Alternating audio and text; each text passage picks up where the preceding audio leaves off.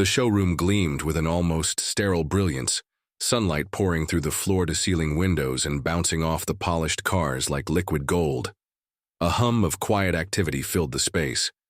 Sales associates in crisp suits glided between displays, murmuring to customers as the faint scent of new leather and freshly brewed coffee hung in the air. It was a scene of pristine perfection, carefully curated to exude success and luxury. Everything Alan Marsh had spent years building from the ground up. And yet, as he stood just inside the glass doors, a pang of unease settled deep in his chest.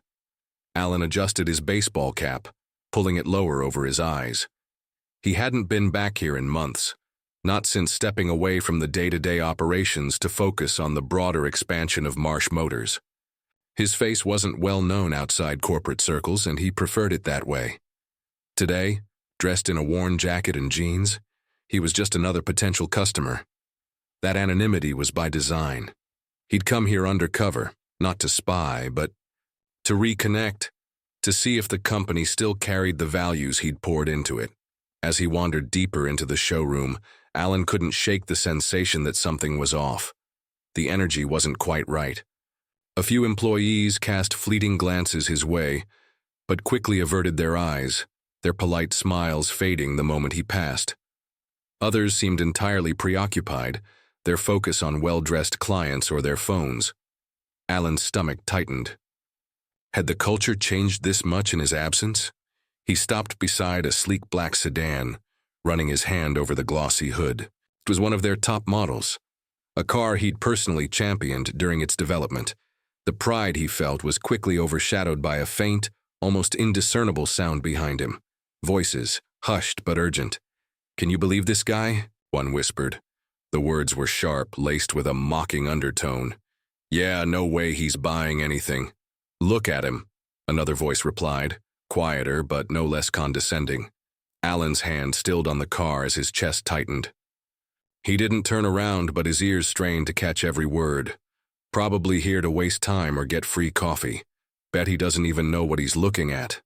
The voices faded into muffled laughter, but the sting lingered. Alan clenched his jaw, forcing himself to take a slow breath. He'd dealt with plenty of challenges in his career, rival competitors, economic downturns, even a near bankruptcy in the early years. But this was different. This was personal. He straightened, his gaze sweeping the showroom with a newfound sharpness. The pristine facade now felt like a thin veneer, concealing cracks he hadn't noticed before. How many customers had been dismissed like this? How many had walked out, feeling invisible or unwelcome? The thought gnawed at him. Alan stepped toward the reception desk, intending to test the waters further, but a sudden movement caught his attention. A young couple entered the showroom, their clothes modest but neat. The man held a baby carrier, and the woman clutched a folder stuffed with what looked like paperwork. They hovered near the entrance, exchanging hesitant glances before stepping inside. Alan watched as a sales associate glanced their way but made no move to approach. Instead, the couple was left standing awkwardly by the door, their unease palpable. The woman whispered something to the man, who nodded and stepped forward. But before they could get far, another associate intercepted them with a tight-lipped smile. "Can I help you?" the associate asked, his tone polite but perfunctory. The man explained they were interested in a used model they'd seen online, his voice earnest but tinged with nerves. Alan noted the way the associate's smile faltered, his eyes scanning the couple with thinly veiled skepticism. "Right," the associate said, his tone cooling. "Why don't you take a seat over there, and I'll check if it's still available." He gestured vaguely toward a corner of the showroom, already turning away before they could respond. The couple exchanged a disheartened look as they shuffled toward the waiting area. Alan's chest tightened further, his earlier unease blooming into something more potent, disappointment mixed with anger. He'd built this company to be different, to treat every customer with respect and dignity. Was this how his values had been eroded? The voices behind him returned, louder this time. "Looks like we've got another charity case," one of the earlier employees muttered, barely attempting to lower his voice. Alan's hands curled into fists, his nails biting into his palms. He turned slightly, catching a glimpse of the two employees, a pair of mid-level sales associates leaning casually against a desk, their smirks directed at the young couple. "Bet they'll ask about financing," one of them said with a chuckle. "Financing? More like begging for a discount," the other quipped, and they both laughed. Alan's vision narrowed. His heart pounded as he forced himself to stay rooted in place, though every instinct urged him to intervene. This wasn't just a matter of poor customer service. It was a betrayal of everything Marsh Motors was supposed to stand for. Before he could act, a sudden voice broke the tension. "Excuse me, sir," a young woman said, stepping into his line of sight. She wore the company's signature uniform, her name tag reading Ella. Her smile was warm, genuine, and entirely free of the condescension he'd just witnessed. "Have you been helped yet?" Alan blinked, momentarily caught off guard by her sincerity. "Not yet," he said, his voice calm despite the storm brewing inside him. "Well, welcome to Marsh Motors," Ella said. "Is there a particular car you're interested in, or would you like me to walk you through some options?" Her professionalism was a small relief, but it wasn't enough to quell the anger simmering beneath the surface. Alan glanced over Ella's shoulder, where the two whispering associates were still laughing quietly, oblivious to the damage they'd caused. "No need," Alan replied, his tone measured but firm. "I think I've seen everything I need to." Ella's smile faltered slightly, confusion flickering in her eyes. Before she could respond, Alan turned toward the reception desk, his mind racing. He needed answers about the culture, the training, and how things had spiraled so far from his vision. But more than that, he needed to ensure no one else walked into his showroom only to leave feeling small. As Alan reached the desk, the hushed laughter behind him continued, grating against his nerves. He paused, his hand hovering over the counter, and then he heard it, a single sentence spoken with a sneer that cut through the air like a blade. "People like them shouldn't even bother coming here." Alan froze. His hand dropped to his side as a cold clarity washed over him. He turned slowly, his gaze locking onto the two associates. Their laughter died instantly, replaced by wide-eyed confusion as they met his stare. For the first time in years, Alan felt the weight of his title, not as a burden but as a responsibility. He straightened, his voice calm but unmistakably authoritative. "We need to talk," he said, his words slicing through the room like thunder. The associates paled, their smug expressions evaporating as the realization hit. Alan Marsh, founder, CEO, and the man whose name was etched into every car in this showroom, had just heard every word.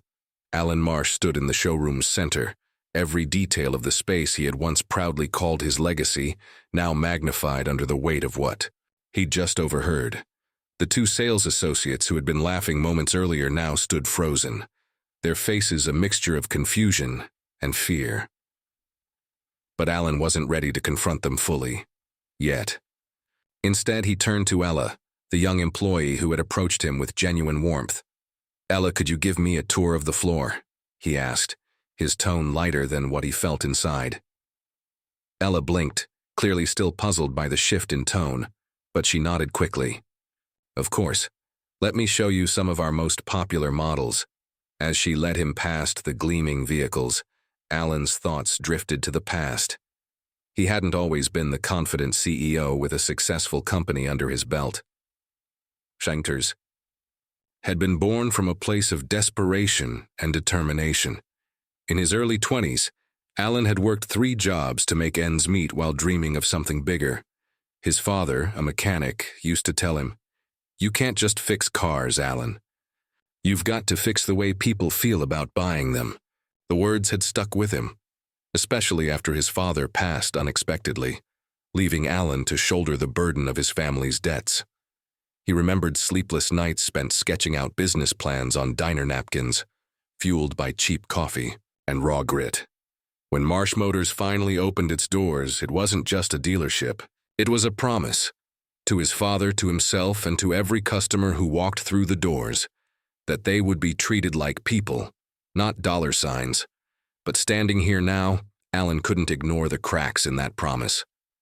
Ella's voice pulled him back to the present.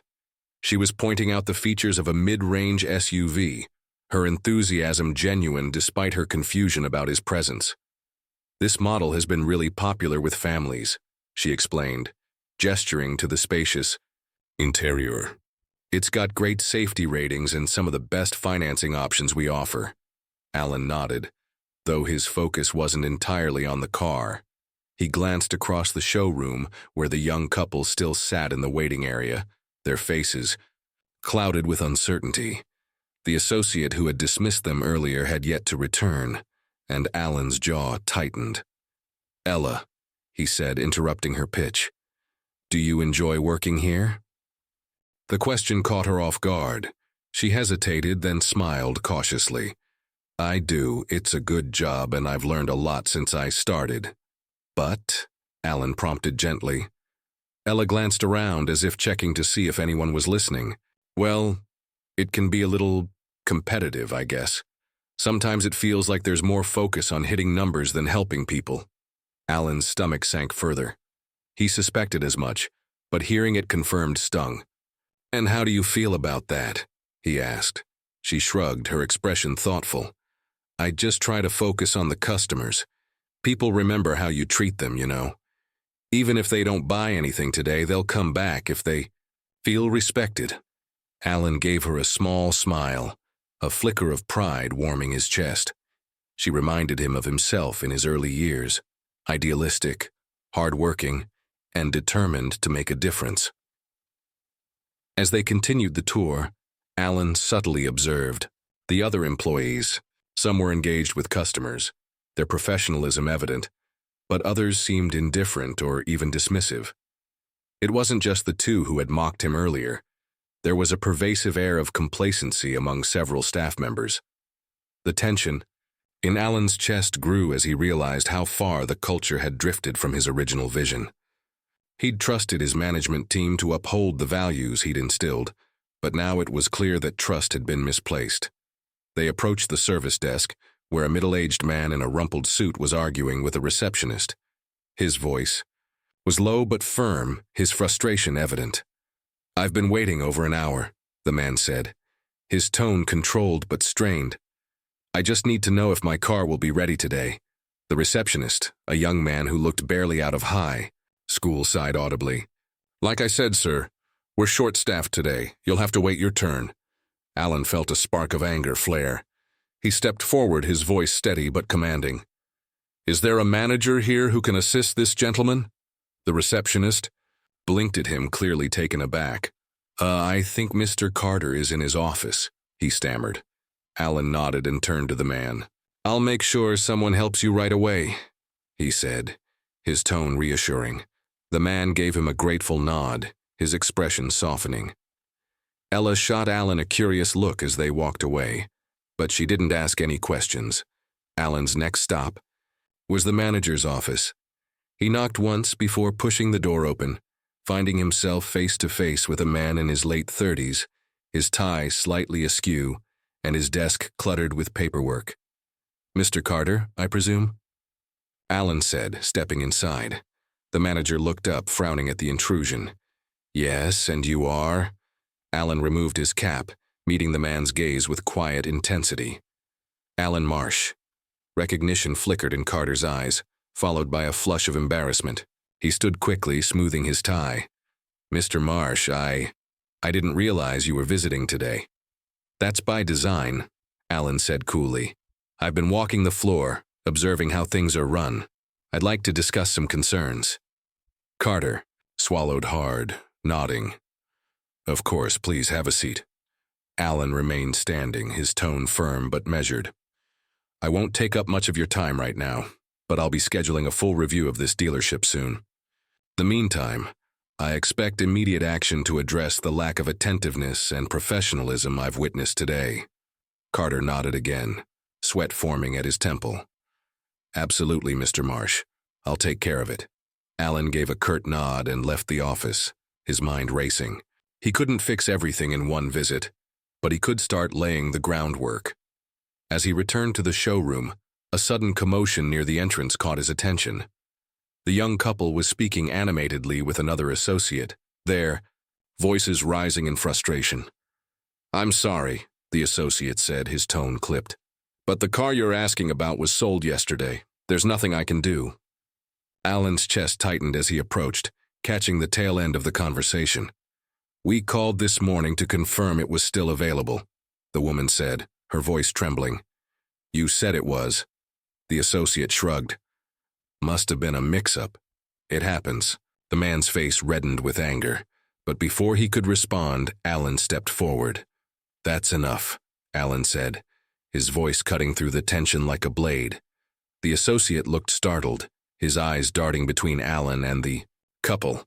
"I'll personally ensure this is resolved," Alan continued, his gaze steady. "Please follow me." The couple exchanged wary glances but nodded, following Alan toward the reception desk. As he walked, Alan's mind churned with possibilities. This wasn't just about one car or one incident. It was about restoring the trust and integrity that Marsh Motors had been founded on. But as much as he wanted to address the immediate issues, a deeper question nagged at him. How many other dealerships were facing the same problems? Alan's thoughts were interrupted by Ella's voice behind him. "Mr. Marsh, is everything okay?" He glanced back at her, his expression softening slightly. "Not yet," he admitted. "But it will be." Ella nodded, her determination mirroring his own. Alan didn't know exactly how he would fix this, but one thing was certain. He wasn't going to stop until he did. As he reached the desk, the faint sound of laughter from the two mocking associates echoed faintly in the background, sending a chill down his spine. This was only the beginning.